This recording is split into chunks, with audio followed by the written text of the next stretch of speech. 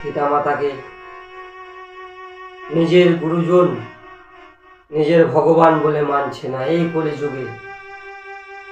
তাই ভগবান গণেশ মায়ের আদেশ পালন করার জন্য সমস্ত দেবতার সঙ্গে যুদ্ধ করলেন, আর সেই যুদ্ধ করে সমস্ত দেবতাকে পরাজয় করলেন, সমস্ত দেবতা হেরে গেলেন। আর তখনই ভগবান শিব দেখলেন যে এই শিশু তো অত্যন্ত শক্তিশালী,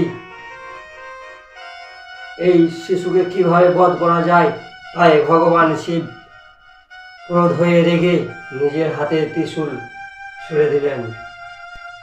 সেই ত্রিশূল গিয়ে ভগবান গণেশের গলাতে লাগল, আর সেই ত্রিশূল ভগবান গণেশের গলাতে লাগায় ভগবান গণেশের গলা কেটে পড়ে গেল। আর সঙ্গে সঙ্গে ভগবান গণেশ চিৎকার করলো, মা মা বলে যখন চিৎকার করলো, মা পার্বতী আদ্যাশক্তি দুর্গা দেবী ছুটে বেরিয়ে এলেন। এসে দেখলেন নিজের পুত্র শরীর দুভাগ।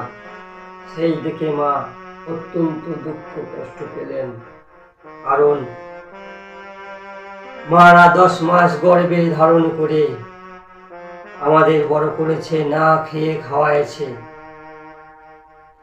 কিন্তু আমাদের কর্তব্য কতটুকু পালন করছি। নিজে না খেয়ে মা আমাদের বড় করেছে। আমাদের কর্তব্য শেষ নিঃশ্বাস থাকাকালীন মায়ের সব কথা শোনা দরকার।